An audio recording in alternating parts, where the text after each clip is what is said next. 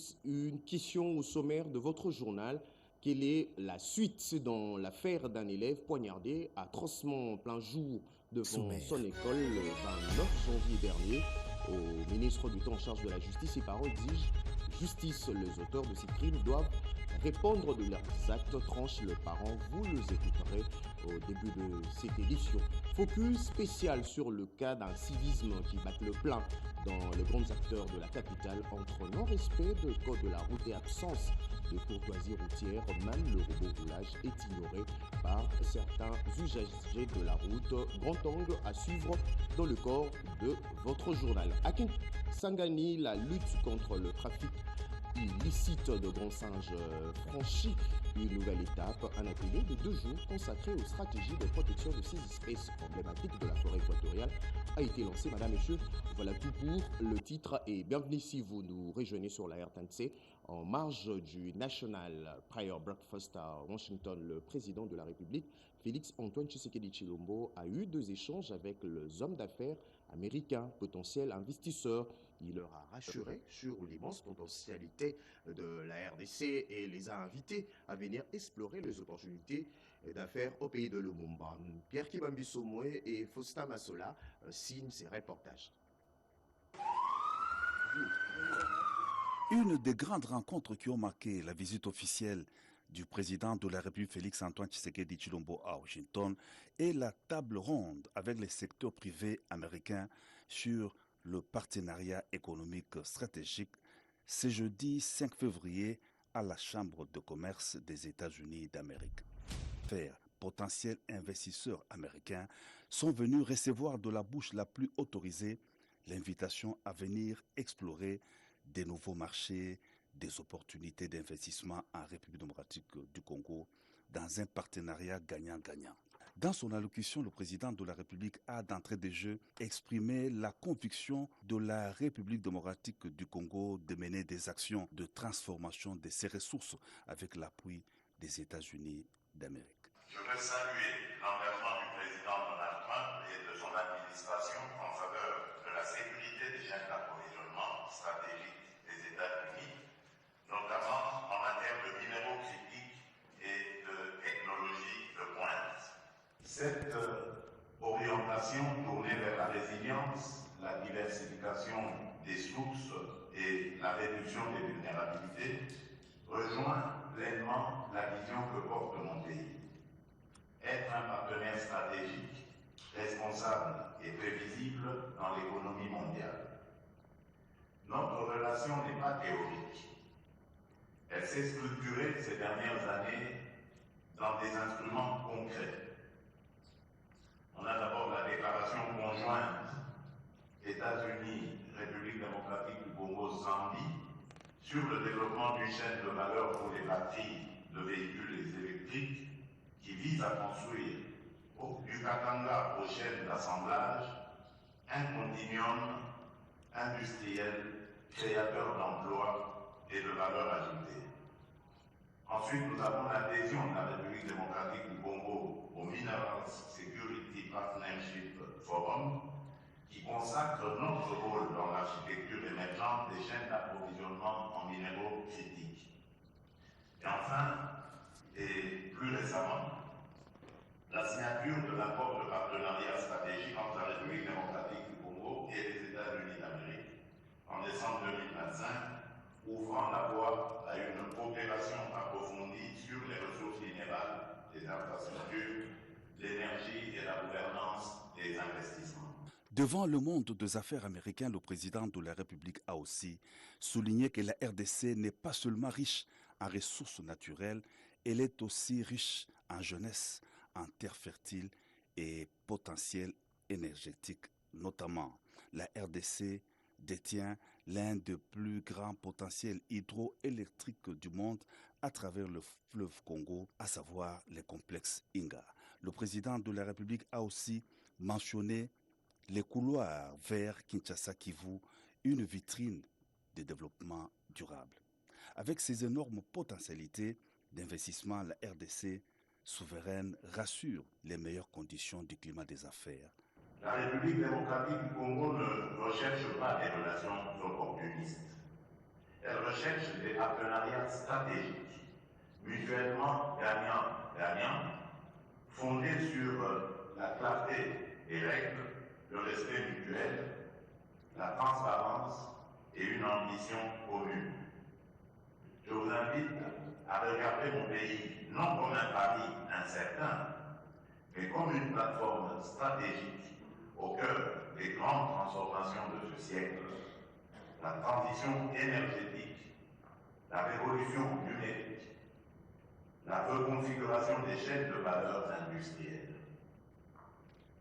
Nos défis sont réels, certes, cependant vos compétences, vos capitaux et vos technologies peuvent les transformer en opportunités partagées. We are open for business. We are ready to move forward with you. Notre cap est clair. Notre engagement est total. À vous maintenant de saisir l'opportunité d'investir avec visibilité, de produire avec ambition et d'innover avec impact aux côtés du peuple congolais. Je vous remercie.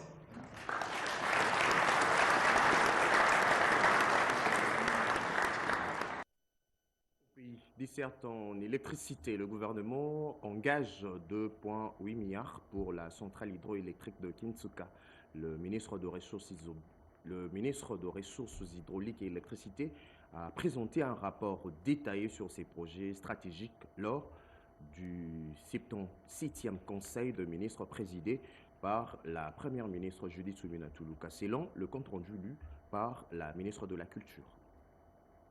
Sur instruction de son Excellence, Monsieur le Président de la République, chef de l'État, Félix-Antoine Tshisekedi Tshilombo, la Première ministre chef du gouvernement, Judith Suminwa-Tuluka, a présidé ce vendredi 6 février 2026 à la Cité de l'Union africaine, à Kinshasa, la 77e réunion ordinaire du Conseil des ministres du gouvernement de la République.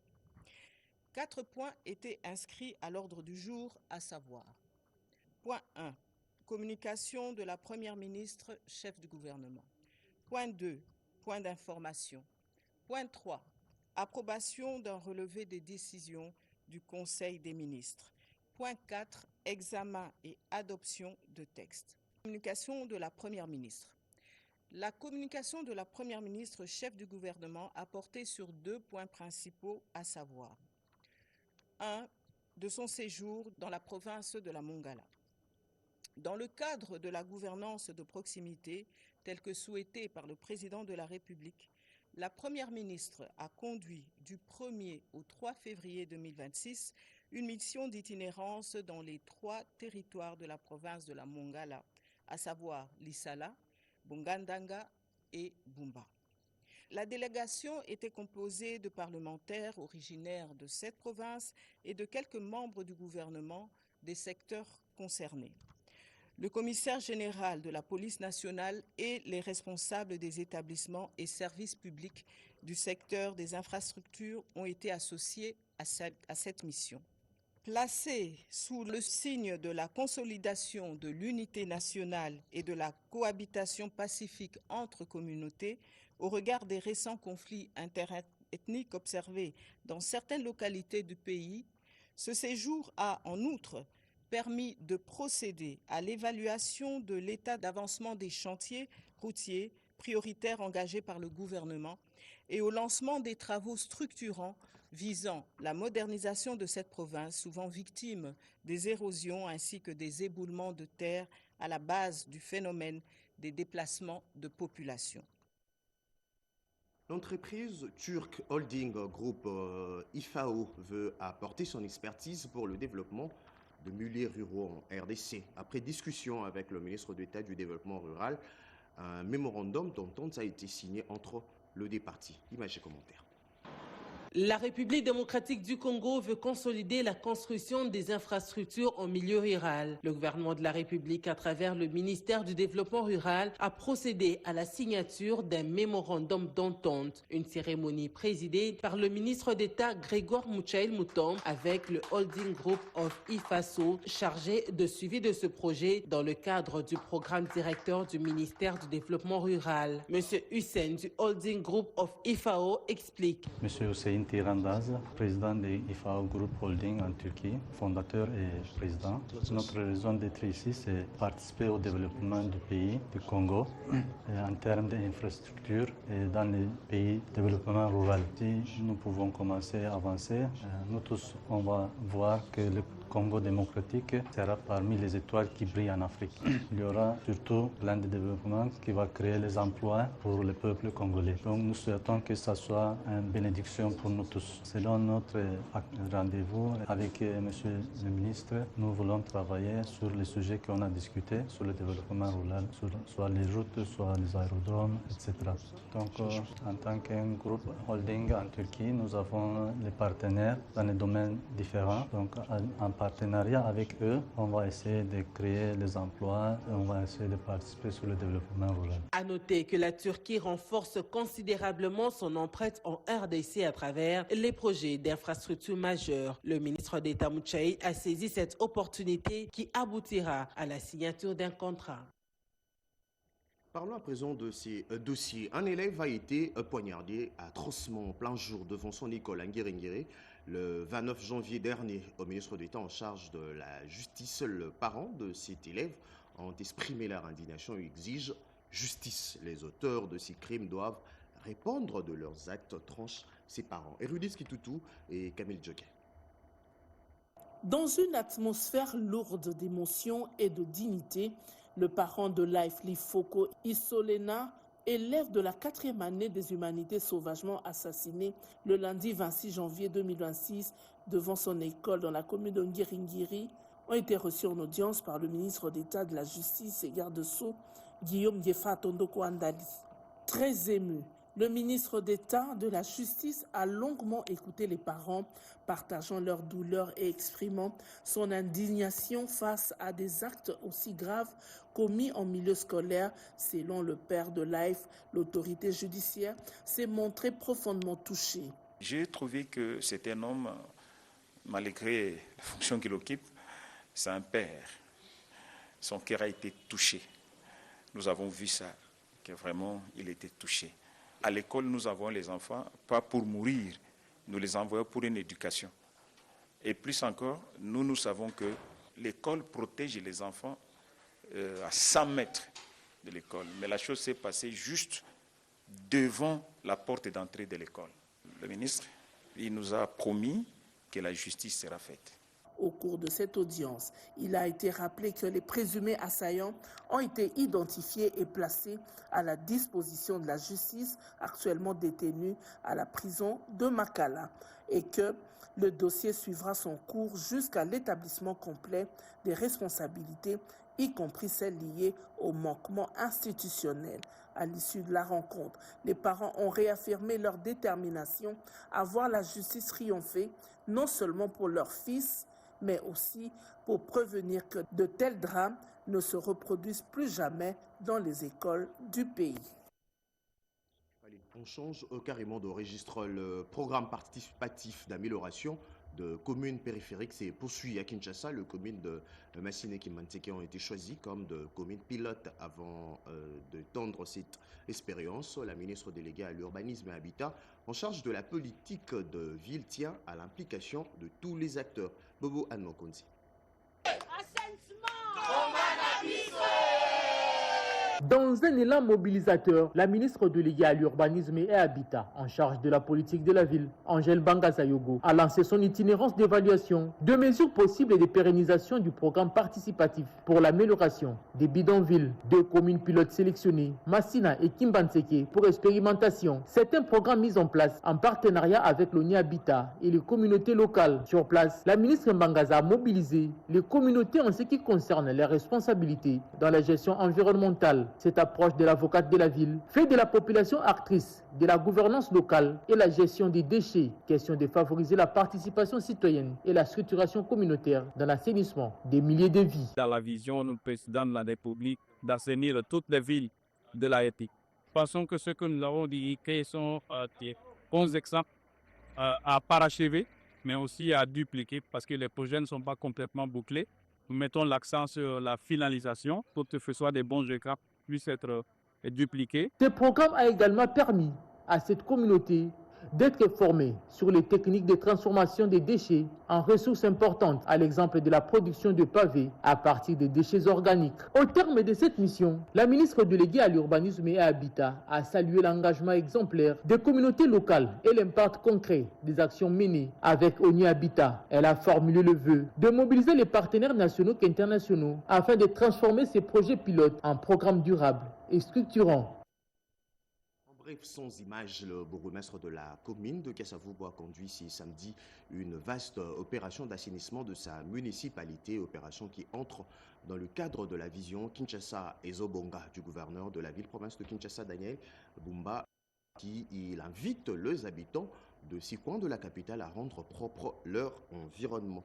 Et puis, je le disais même à l'entame de cette édition, dans les acteurs de la capitale, un civisme bat le plein entre non-respect de code de la route et absence de courtoisie routière. Même le robot roulage est ignoré par certains usagers de la route. Grand angle, signé Richard Kalala et Papi Mbongo. S'il y a une mise en place de robots roulage pour réguler leur circulation sur les artères de la ville de Kinshasa, il n'est pas le cas pour leur perception. Animés par la survitesse et la précipitation, certains conducteurs de la ville brûlent les signaux routiers. Tels de daltonistes, le feu rouge indique pour eux une circulation continue, à l'image de cette remorque à la 14e rue Limété qui heurte de gré le véhicule policier avant de se lancer dans une course infinie, digne d'un scénario hollywoodien. Un peu plus tôt, c'est un choc impressionnant au niveau de la première rue Limété entre un camion Ben et une camionnette dû à la mauvaise lecture des signaux, comme l'explique ici ces témoins oculaires. J'étais sur place moi-même, donc feu rouge et peli et puis sur priorité na voie secondaire Bakota. Les véhicules derrière moi s'est retrouvé victime de la Mercedes-Benz qui n'a pas respecté le code routier. Le feu était rouge, mais faute de non-respect des sens giratoires, il a percuté le véhicule de la compagnie du Grand Moulin de Kinshasa. À ça, non-respect sans giratoire, d'accord, tout à moutou que ça n'a pas. Pas de perte en termes de vies humaines, mais c'est ici le lieu d'interpeller l'autorité compétente à agir en fonction. Tout à fait autre chose. Jules Mathieu et Kato Libélé cèdent ses fonctions de secrétaire général du Conseil d'État à Manzenza Nossa Fabrice, greffier en chef. Le secrétaire général entrant annonce de réformes axées notamment sur le renforcement de capacités de greffiers à travers de formations et la mise en œuvre de plusieurs projets de modernisation de l'institution.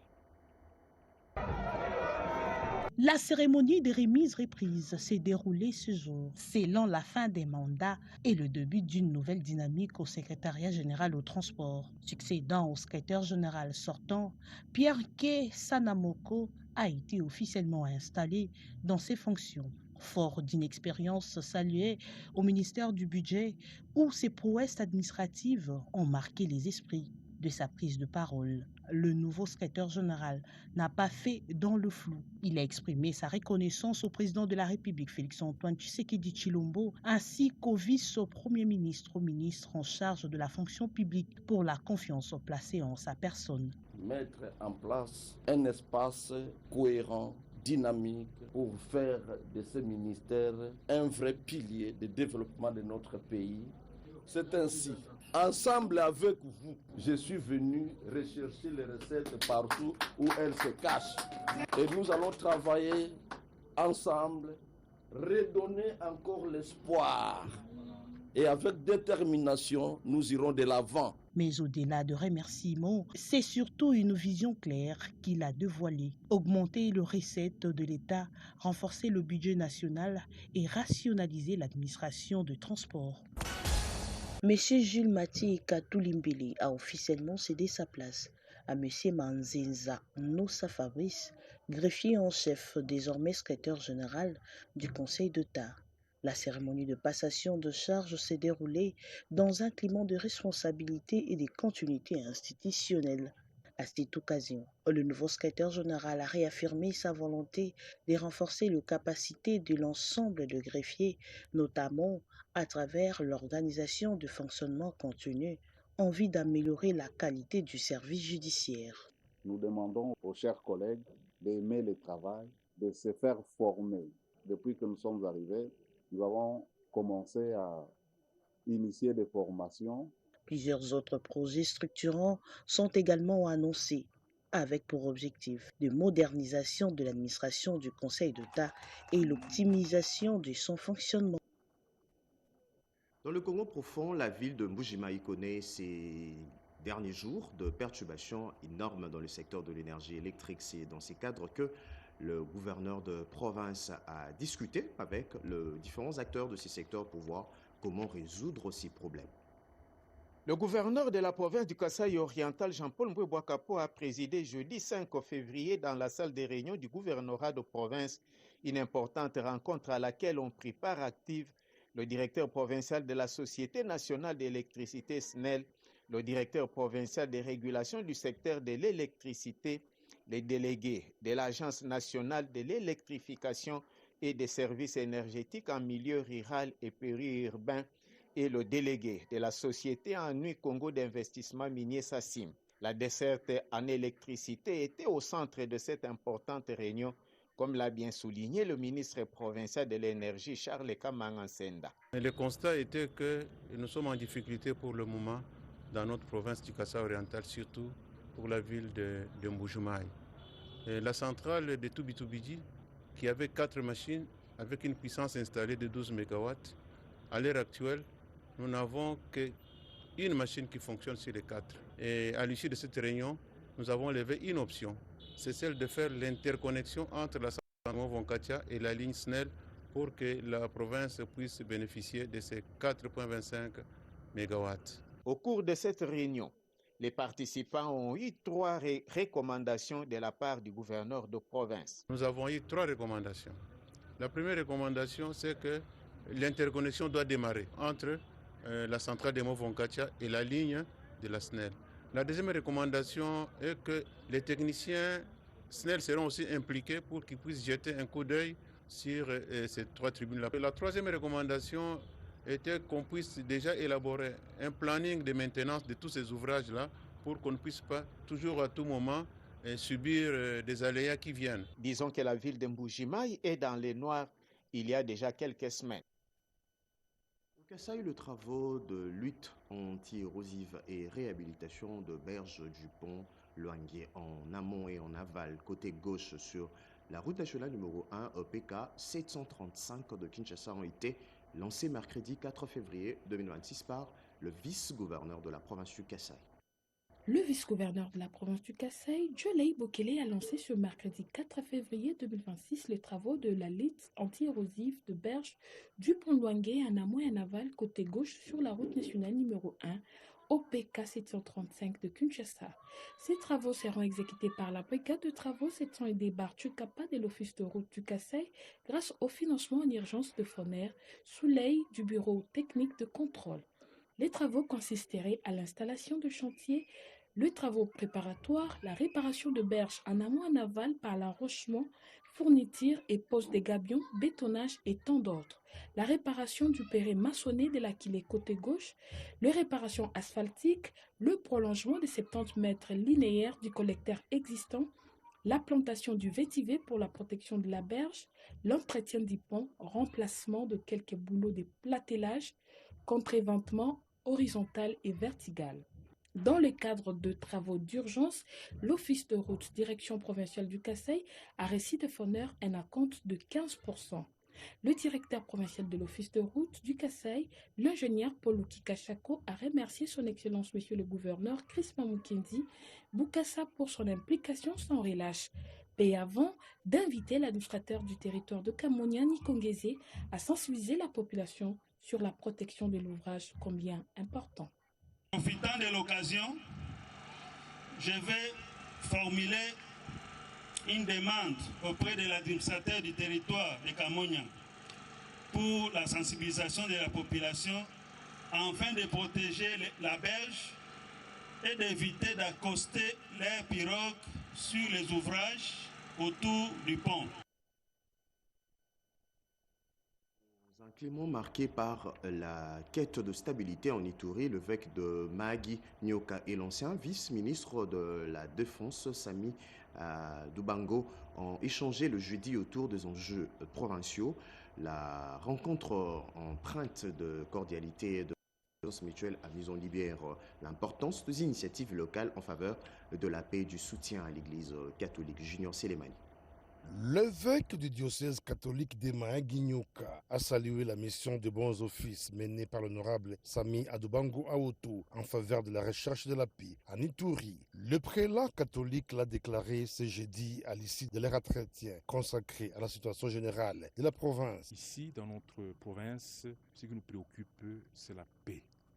Nous voudrions bien que la paix s'établisse définitivement et de là, nous pourrons en tout cas aller vers le progrès, vers le développement. Sans cela, c'est difficile. Je suis heureux parce qu'il a fait de cela son cheval de bataille. Et il est passé pour exhorter, et les jeunes surtout, à savoir que vraiment, sans la paix, on ne peut pas aller de l'avant, que la jeunesse ne se laisse pas manipuler et détourner par tel autre qui ne cherche que leurs intérêts. Il est venu justement marteler là-dessus pour qu'ensemble, finalement, nous puissions dire vraiment fini tout ce qui nous divise, tout ce qui nous tue. Par ailleurs, Monseigneur Sosten Aikouli a tenu à remercier sincèrement ces notables ituriens pour ses nombreuses interventions en faveur de l'Église catholique. J'ai dit merci à son Excellence parce que il est intervenu ça et là pour nous appuyer dans nos efforts dans le sens de construire nos églises. Je parle ici de l'implantation d'Agbara, et je parle aussi d'Akonjkani, je parle de la cathédrale, et aussi ça et là. Il nous a donné un gros coup de pouce et ça nous a fait avancer. De son côté, l'honorable Sami Adubango Aoto s'est dit satisfait de cette rencontre qu'il a qualifiée d'empreinte de signification. Santé à présent à Likessi dans la province du Haut-Katanga. La lutte contre le choléra s'intensifie. Le bourgmestre de Chituru, Jean Kabelu, et son collègue de Panda financent quelques actions humanitaires à Kikula, notamment la sensibilisation à grande échelle, la coloration d'eau potable ainsi que la prise en charge de maladies au centre de traitement de l'hôpital général de référence Ricardo Bambeka. La ville de Likessi, dans la province du Haut-Katanga, fait face à une recrudescence inquiétante du choléra. Depuis la première semaine de décembre 2025, 180 cas ont été enregistrés. À ce jour, 206 cas, dont 9 décès, sont répertoriés au centre de traitement de l'hôpital général de référence d'Ako. La commune de Kikula a été identifiée comme l'épicentre de l'épidémie. Face à l'urgence, des actions de riposte sont menées conjointement de manière intensive par le bourgmestre des communes de Chituru et son collègue de Panda qui finance déjà quelques opérations humanitaires axées sur la désinfection de ménages, la chloration d'eau potable et la sensibilisation à grande échelle.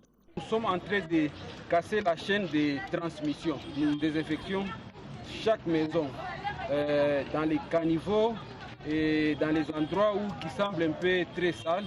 Tout cela, c'est pour casser la chaîne et aussi dans les latrines de ménage, nous désinfectons aussi. Dans la semaine 4 et 5, Colomoni a enregistré beaucoup de cas. C'est pourquoi nous sommes ici avec l'aide de la commune de Panda et Chituru. Ils ont jugé bon de nous appuyer pour essayer un peu de combattre cette maladie qui ne cesse de tuer nos âmes. Objectif, toucher plus de 25 000 ménages en 7 jours et assurer la prise en charge des patients à l'hôpital général de référence d'Ako de Likessi. Et formation politique, la fédération de l'UDPS dans le Haut-Ouélé en appelle au soutien au chef de l'État qui incarne totalement la vision de Etienne Tshisekedi Mulumba, le sphinx de l'Imete, Nathalie Mboula. Ils se sont rassemblés à l'esplanade du siège de leur parti le jeudi 5 février 2026. Les cadres et militants de l'IDPS Tshisekedi, Fédération du Haut-Ouélé, pour se rappeler de la mémoire de leur leader Maximo et cofondateur, Dr Etienne Tshisekedi Wamulumba, 9 ans après sa mort. Se sont associés aussi à cette commémoration les sympathisants de l'IDPS, mais aussi les délégués des différents partis membres de l'Union sacrée de la Nation basée à Isiro. Tout a commencé par l'homélie dite par l'abbé Joseph Ngala qui a insisté sur la crainte de l'Éternel et la loyauté dans la vie. Occasion pour Michel Mouyapa, deuxième vice-fédéral du parti présidentiel, faisant l'intérim du fédéral, de revenir sur le valeur cardinal qu'avait incarné Dr Etienne Tshisekedi, père de la démocratie congolaise. Nous enseigne un engagement constant pour l'intérêt général à bannir les antivaleurs. Son combat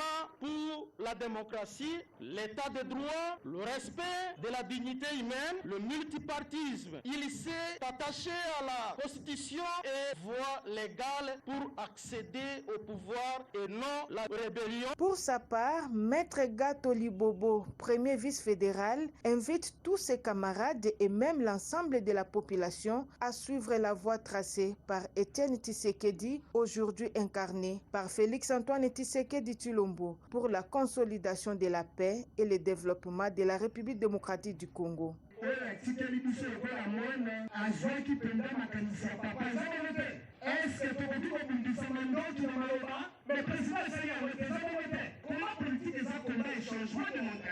Signalons que cette messe d'action de grâce à mémoire d'Etienne Tshisekedi Wamulumba à Isiro s'est déroulée à la grande satisfaction de tous. Le secrétariat général du ministère de la Communication et Médias informe le responsable de station de radio opérant dans la ville-province de Kinshasa qu'il procédera de ce lundi 9 février 2026 au contrôle de conformité. À cet effet, il les invite à se présenter en commission de contrôle de conformité siégeant au cabinet du ministre de la Communication et Médias situé au numéro 83 avenue Taboulay, ex-Tombalibay, bâtiment Ratelsko RTNC 2. Ces contrôles portera sur les aspects administratifs, financiers et techniques de ces stations radio pour leur mise à jour à défaut de régulation dans le délai imparti. Le ministère s'y réserve le droit d'appliquer les sanctions prévues par la loi Il y a urgence faite à Kinshasa le 8 février 2026. Cléopas Malaba. Et puis ce titre avant de nous quitter, à Kisanga contre le trafic illicite de grands singes franchit une nouvelle étape. Un atelier de 2 jours a été organisé. Dans une salle attentive et engagée, autorités, experts environnementaux, acteurs de la société civile et services techniques se penchent sur une menace silencieuse mais persistante. Les trafics illicites des grands singes, chimpanzés et bonobos, véritables trésors de la biodiversité congolaise, restent fortement exposés à la capture et au commerce illicite dans la région forestière de Kisangani. L'atelier est officiellement lancé par la ministre provinciale de l'Environnement, Maître Bijouko Itaka. Pendant 2 jours, les participants sont invités à réfléchir ensemble aux stratégies efficaces pour endiguer ces fléaux, renforcer la collaboration entre acteurs et susciter une prise de conscience collective face à la gravité de la situation. La province de la Tchoko est aujourd'hui appelée à renforcer sa réponse face à ces fléaux qui approuvent notre faune. J'entends des recommandations fortes, réalistes et applicables, capables d'éclairer l'action publique. L'initiative est organisée par l'ONG Action pour les droits de l'environnement et restauration des écosystèmes sous la facilitation du professeur Nikes Amundala, expert reconnu en questions environnementales. Dans son mot de bienvenue, la coordonnatrice de l'ONG ADRI, Madame Bibi Chidrazo, a rappelé l'importance vitale de protéger le grand singe, non seulement pour la préservation de la biodiversité, mais aussi pour l'équilibre des écosystèmes forestiers dont dépendent les communautés locales. À tous, merci de nous avoir suivis. À très bientôt.